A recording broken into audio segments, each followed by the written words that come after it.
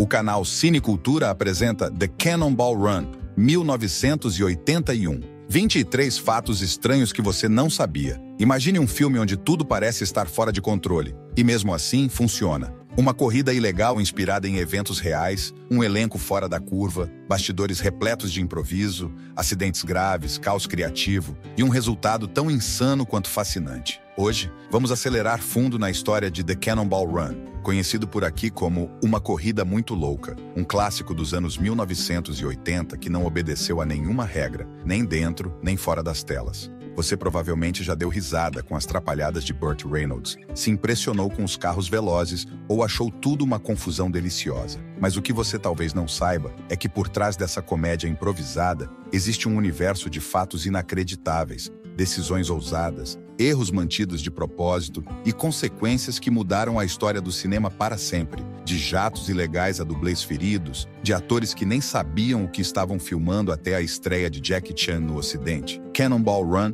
é muito mais do que parece. E neste vídeo, você vai descobrir 23 fatos bizarros, surpreendentes e muitas vezes esquecidos que vão transformar completamente a forma como você enxerga essa verdadeira loucura sobre rodas. Aperte o cinto, porque a viagem começa agora. Número 23. Inspirado em uma corrida ilegal real. Antes de se tornar um fenômeno do cinema, The Cannonball Run já era lenda nas estradas. A inspiração veio de uma corrida clandestina real, com um nome tão longo quanto ousado: Cannonball Baker Sea, to Shining Sea Memorial Trophy Dash. Criada em 1971 por Brock Yates, a corrida cruzava os Estados Unidos de ponta a ponta, de Nova York até a Califórnia, sem pedir permissão a ninguém. Nada de vias oficiais ou regras claras. A única meta? Chegar ao outro lado do país o mais rápido possível. Era uma provocação direta ao governo, que, após a crise do petróleo de 1973, havia instituído limites federais de velocidade. Para Yates e muitos entusiastas do automobilismo, isso era um insulto à liberdade americana de ir e vir. Por isso, a corrida virou um símbolo de rebeldia, um grito motorizado contra o controle estatal. Participar dessa corrida não era apenas perigoso, era quase um ato de resistência. Os carros eram modificados, as rotas eram secretas e os motoristas usavam disfarces para enganar a polícia. Era como viver um filme de ação, até que anos depois o filme realmente aconteceu. Número 22. Brock Yates, o criador e personagem. Brock Yates não foi apenas o criador da corrida, ele era a alma por trás de tudo. Como editor da influente revista Car and Driver, ele já era uma figura respeitada no mundo automobilístico. Mas foi com a Cannonball que ele entrou para a história. E não se contentou com isso. Yates também foi o roteirista do filme que imortalizou sua criação. Mais do que isso, ele aparece no longa em uma participação especial como um dos organizadores da competição fictícia. Para ele, o filme não era só uma adaptação, era uma extensão do espírito que ele havia criado. Sua visão, sua ironia, seu senso de velocidade estavam em cada curva da narrativa. O mais curioso é que, mesmo com todo o tom cômico do filme, Yates tratava o projeto com seriedade. Ele acreditava que o público precisava entender que aquela corrida maluca tinha raízes reais e que o humor era apenas o verniz sobre um protesto autêntico. Número 21.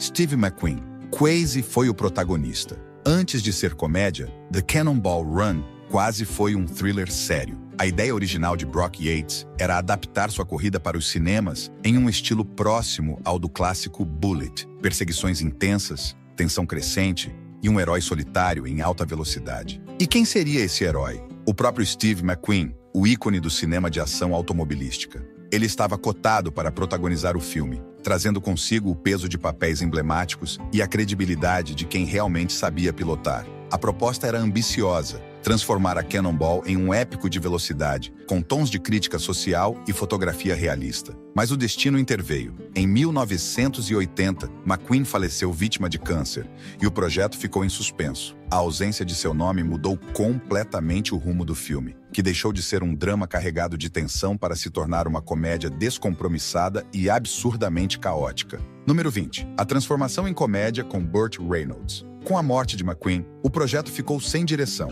Foi então que o diretor Hal Needham, um ex-dublê experiente e ousado, teve uma ideia radical: transformar o drama em comédia. Mas não uma comédia qualquer, e sim uma comédia escrachada, barulhenta, cheia de personagens caricatos e situações absurdas. E quem seria o rosto ideal para essa nova abordagem?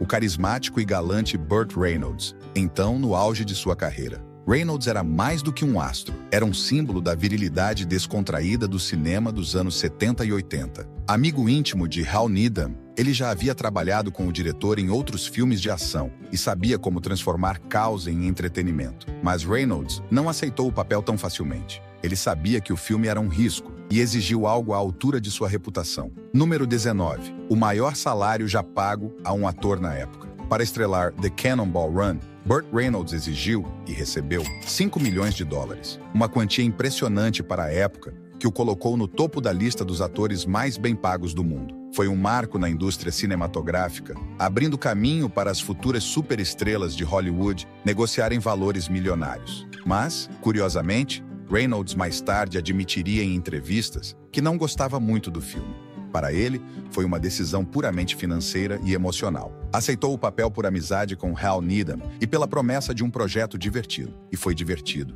embora, segundo ele, também um tanto vazio. Eu não fiz o filme por amor à arte, confessou Reynolds. Fiz porque sabia que seria uma bagunça engraçada e bem paga. Número 18. Um set de filmagem sem roteiro. Se o filme parecia caótico nas telas, imagine por trás delas. O set de filmagem de The Cannonball Run era praticamente uma extensão do espírito da corrida. Sem direção clara, sem limites e cheio de surpresas. O diretor Hal Needham adotou uma abordagem quase anárquica. Cenas eram reescritas no mesmo dia. Diálogos nasciam na hora. Muitos atores só descobriam o que iriam fazer minutos antes da gravação. Para alguns, era libertador. Para outros, era um pesadelo. Era como filmar uma peça de improviso, só que com carros potentes em alta velocidade, helicópteros reais e um cronograma apertado. O caos reinava, mas havia método na loucura. E esse método era: se for engraçado, funciona. Essa falta de roteiro, combinada com o talento cômico do elenco, resultou em momentos únicos, muitos dos quais jamais poderiam ter sido escritos. Eles simplesmente aconteceram. Número 17.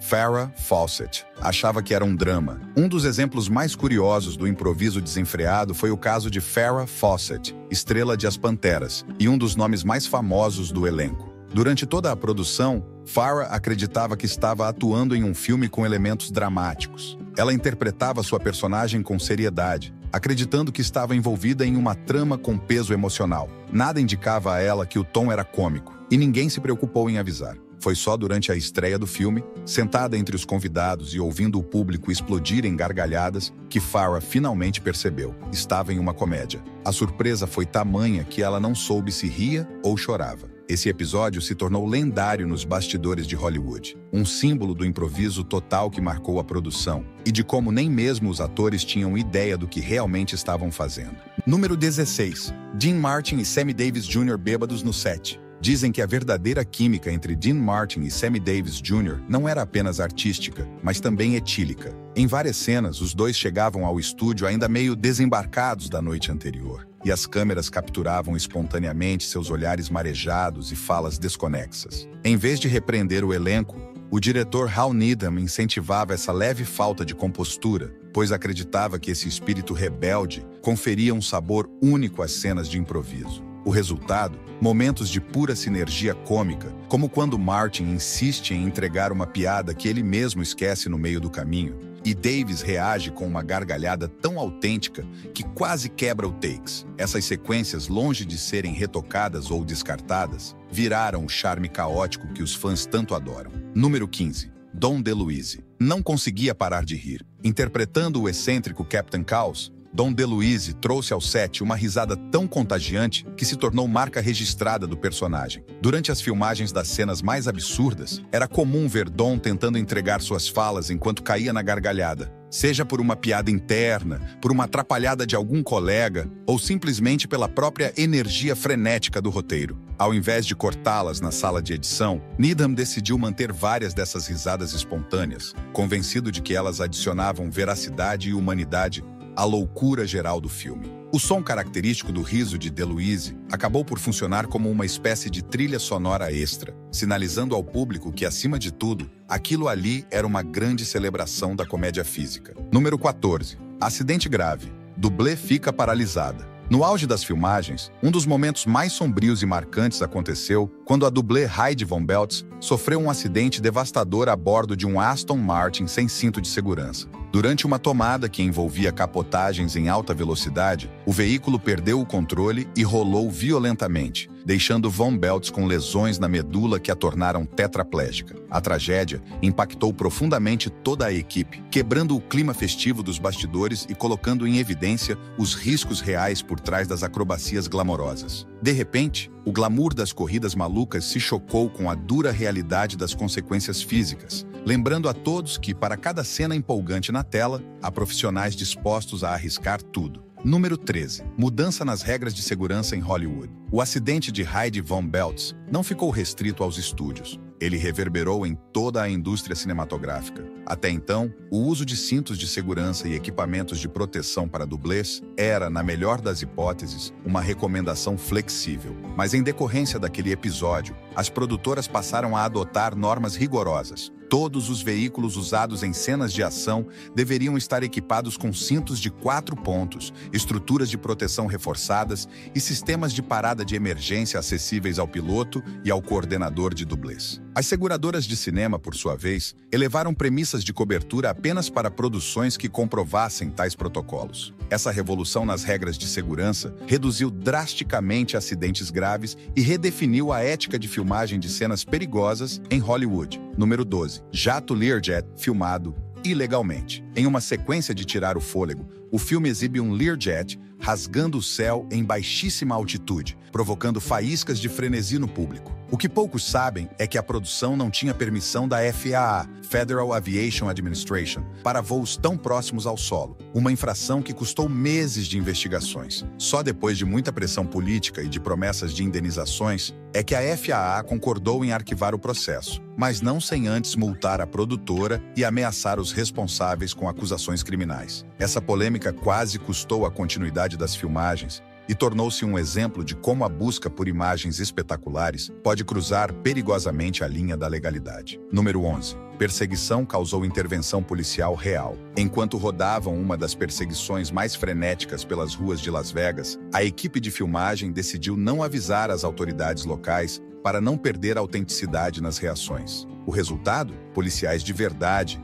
alarmados com a aparente cena de crime em andamento, invadiram o set e fecharam parte da via. As luzes azuis e as sirenes reais se misturaram às câmeras e aos figurantes, e só depois de mostrar distintivos e convencer as autoridades de que tudo não passava de cinema, as filmagens puderam continuar. Essa confusão, capturada em take extraoficial, acabou virando assunto em programas de rádio e alimentou ainda mais a notoriedade do longa. Número 10. A Ferrari era do diretor. Em uma demonstração de economia criativa e de orgulho pessoal, Hal Needham não apenas dirigiu The Cannonball Run, como também colocou em cena sua própria Ferrari 308 GTS vermelha. Ao invés de alugar ou contratar um carro de cena, ele usou seu veículo particular, acreditando que isso daria mais espontaneidade às manobras e economizaria no orçamento. Mais do que um truque financeiro, a Ferrari tornou-se símbolo da vaidade irreverente do diretor e apareceu em vários materiais promocionais do filme. Para os fãs, saber que aquela máquina reluzente pertencia ao próprio Needham adicionou uma pitada extra de mitologia aos bastidores. Número 9. A ambulância era real e já tinha corrido. Em uma das artimanhas mais engenhosas do filme, o veículo que simula o resgate de um ferido na corrida não era um mero adereço. Tratava-se da própria ambulância de apoio de Needham e Peter Yates nas corridas automotivas que participavam nos fins de semana. Além de economizar na alocação de veículos, essa ambulância já vinha equipada com sirene funcional, maca retrátil e equipamentos de primeiros socorros reais. No set, o produtor utilizava o veículo para despistar as autoridades locais, fazendo os carros da polícia acharem que estavam diante de um atendimento emergencial em curso, garantindo tomadas de perseguição ainda mais intensas. Número 8. Sammy Davis Jr. entrou de última hora. Originalmente, o personagem Fenderbaum fora concebido para Don Rickles, cujo humor ácido combinaria perfeitamente com o tom satírico do roteiro. No entanto, Rickles decidiu se retirar pouco antes das filmagens começarem, alegando conflitos de agenda pouco claros. Sem perder tempo, Needham convidou Sammy Davis Jr. para assumir o papel em cima da hora. O resultado foi um sopro de improviso e charme irresistível.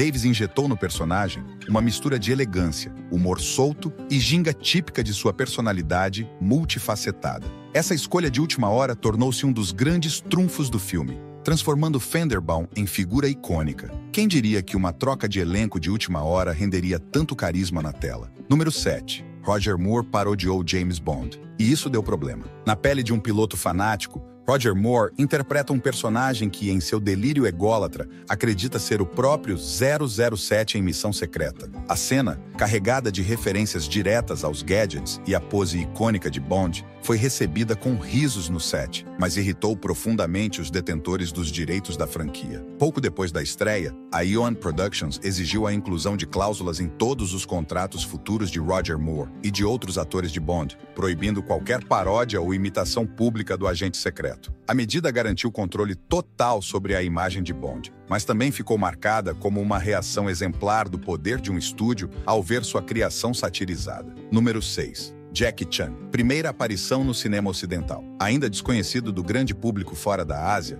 Jackie Chan faz aqui sua estreia discreta nas telas ocidentais. Em poucas cenas de fundo, ele já exibe flashes de suas acrobacias e daquela ginga única que se tornaria sua marca registrada. Seus movimentos ágeis, que misturam kung fu com humor físico, chamam a atenção dos dublês mais experientes, e até mesmo os veteranos do set comentam entre takes que há algo de especial naquele jovem astro. Embora o papel seja breve, é impossível não perceber o carisma natural de Chan pulsando por trás dos olhares curiosos da equipe de filmagem. Número 5. Chan ficou decepcionado com a representação cultural. Apesar de trazer sua arte marcial para as cenas, Jackie Chan foi escalado para um personagem que, para a ignorância dos produtores, seria japonês. A roupagem do uniforme, o sotaque ensaiado e até o adereço do leque estavam todos calcados em estereótipos nipônicos, o que para Chan era um erro de percepção cultural imperdoável. Anos depois, em entrevistas, ele confessou que se sentiu ofendido por ver sua identidade chinesa reduzida a clichês.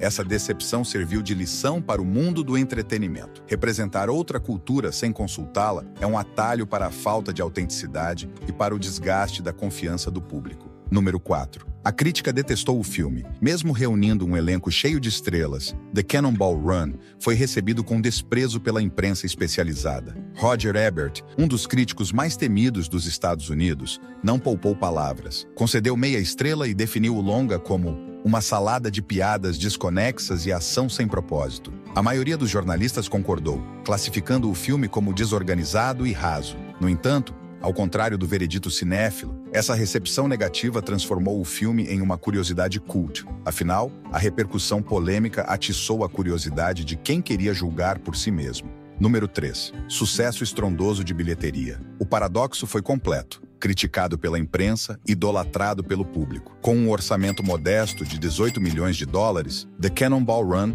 faturou mais de 160 milhões no mercado global, quase 9 vezes o investimento inicial. As sessões lotaram, especialmente em cidades com forte cultura automobilística, e as pessoas iam ao cinema esperando gargalhar com as trapalhadas dos pilotos. A bilheteria robusta garantiu sequências, spin-offs e um lugar cativo na memória pop dos anos 80, provando que, às vezes, o olhar do público é muito mais generoso do que o dos críticos. Número 2. Jackie Chan adotou os bloopers como marca pessoal. Inspirado pelas risadas e erros de gravação que surgiram durante sua primeira experiência ocidental, Jackie Chan viu ali uma oportunidade de humanizar seus filmes. Quando lançou Dragon Lord, 1982, ele passou a incluir nos créditos finais uma seleção de bloopers, quedas e trapalhadas dos dublês, prática quase inexistente na época. O recurso não apenas mostrou a ousadia das cenas de ação, mas também aproximou o público do processo criativo, revelando o esforço e o risco por trás de cada movimento. Desde então, os erros de gravação se tornaram assinatura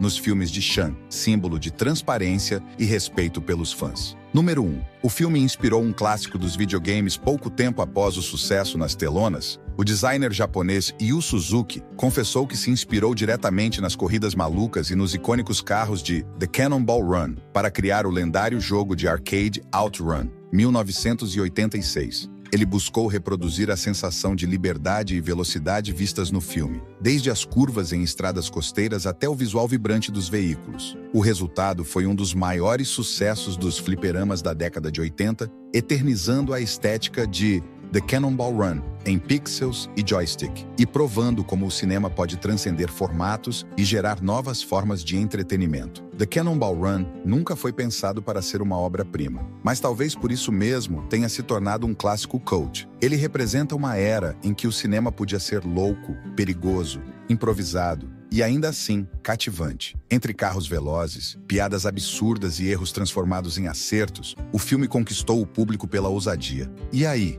qual desses fatos você achou mais insano? Você teria coragem de participar de uma corrida como essa? Comenta aqui embaixo e não se esquece. Se curtiu o vídeo, deixa o like, se inscreve no canal e ativa o sininho para não perder nenhuma viagem pelas loucuras do passado do cinema. Nos vemos no próximo vídeo. Até lá!